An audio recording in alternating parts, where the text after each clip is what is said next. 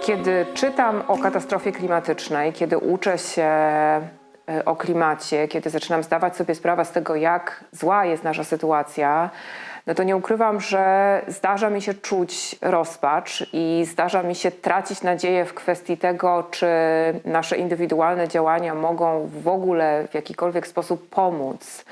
I zastanawiam się, jak radzić sobie z takimi uczuciami beznadziei, kompletnej niemocy, w jaki sposób, czy w ogóle istnieje jakiś sposób na to, żeby w konfrontacji z takim gigantycznym i przerażającym problemem, jakim jest katastrofa klimatyczna, zbudować sobie jednak jakieś poczucie sprawczości, jakieś poczucie tego, że to, co robimy jako indywidualni ludzie, nie jest kompletnie pozbawione znaczenia.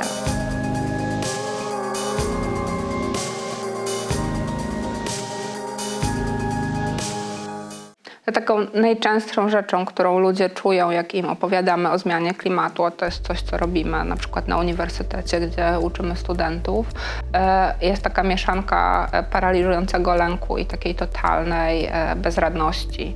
Lęku, bo to jest oczywiście dość straszna perspektywa i lęk jest bardzo trudną emocją, bo jak się boisz, to nie myślisz, a jednak myślenie, zwłaszcza racjonalny namysł i planowanie są bardzo potrzebne, żeby rozwiązywać złożone problemy, a takim jest zmiana klimatu, ale ta bezradność jest taka właściwie powszechna, w sensie właściwie jest pierwszą reakcją wszystkich, to znaczy co ja właściwie mogę zrobić wobec problemu, który jest tak wielki, tak globalny i też tak uwikłany w różne mechanizmy, które sprawiają, że choćbym nie wiem jak się postarał, to i tak przecież nic nie zmienię. No i teraz problem z tą bezradnością jest taki, żeby ją jakoś zaadresować, że trzeba najpierw przyznać, że w tym jest bardzo wiele prawdy, znaczy, że jest coś bardzo prawdziwego w tym, kiedy ludzie mówią, że bardzo trudno jest tak złożony problem z perspektywy jednostki zaadresować, co nie oznacza, że nie ma tutaj miejsca na te jednostkowe działania i ja o tym za chwilę opowiem. Ja mam taką ulubioną metaforę, ona jest trochę trudna, ale jest to taka opowiastka o tym, jak naukowcy modelowali rozwiązania zmiany klimatu. No to mamy nierozwiązany problem i dokładamy te rozwiązania. No i dokładamy rozwiązanie pierwsze pod tytułem zróbmy transformację energetyczną. Musimy odejść od spalania paliw kopalnych. To jest coś, co by na pewno bardzo pomogło. Zastosowaliśmy to powiedzmy, że modelujemy to w jakimś superkomputerze, nie pomogło. No dobra, dołóżmy do tego powiedzmy zmianę konsumpcyjnego trybu życia. Oto wszyscy przechodzą w jakiś rodzaj ekologicznego nawrócenia. Mieszkańcy bogatych krajów przestają konsumować tak straszliwie dużo różnych rzeczy. Dokładamy to do tego, wkładamy do naszego komputera. No nie pomogło. No to nie wiem, transformacja rolnictwa jest super ważna, odpowiada za dużą część, dokładamy rolnictwo. No i jak sobie Państwo wyobrażają, dokładamy kolejne rzeczy i za każdym razem system nam wyrzuca system error, failure, to niestety nie pomogło. Jest to metafora, ale jest w niej bardzo dużo prawdy. Rzeczywiście jest tak, że żaden z tych elementów zastosowany samodzielnie po prostu nie będzie w stanie powstrzymać już nie tylko zmiany klimatu, bo to jest w ogóle niemożliwe, ale tego, co my chcemy powstrzymać, czyli katastrofalnej zmiany klimatu, takiej, która byłaby katastrofą humanitarną, kosztującą życie właściwie miliardów ludzi, jeśli to pójdzie źle. I to, co tutaj się dzieje w tej opowiastce, to oczywiście, że dopiero jak wrzucimy wszystkie elementy, wszystkie możliwe elementy tego systemu, to nagle tak trochę na ostatnią chwilę system robi bzz i okazuje się, że jednak mamy szansę.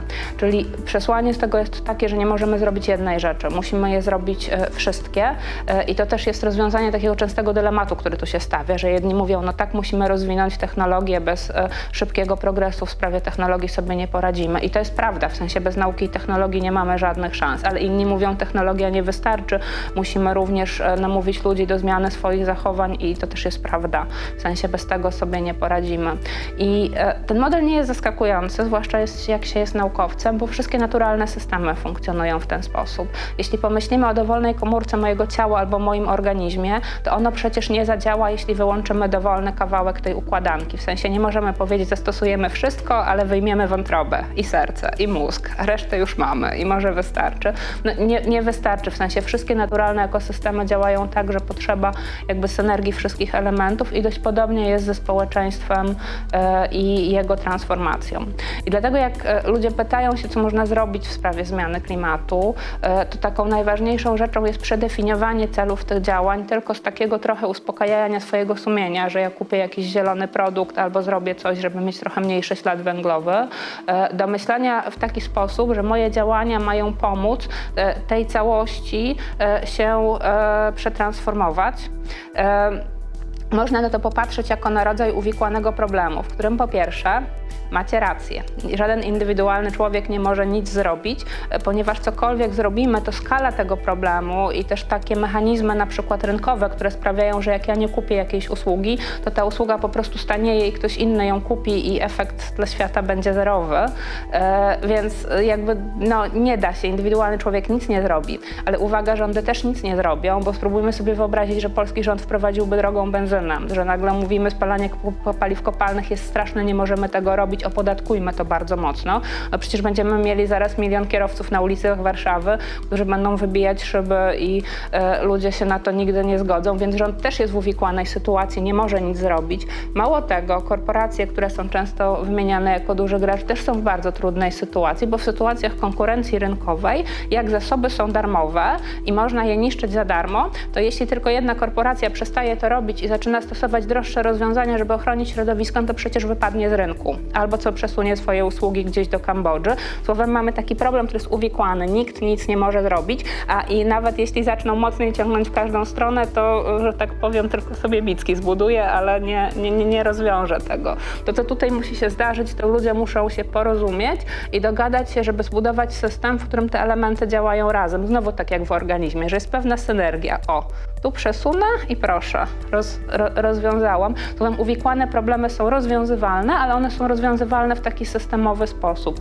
I teraz jaka jest rola jednostek w tym systemie? Ano taka, że jakby musimy każde nasze działanie robić nie tylko po to, żeby właśnie zmniejszać ślad ekologiczny czy węglowy, ale po to, żeby jakoś pomóc temu całemu systemowi się przekształcić i zwłaszcza dogadać.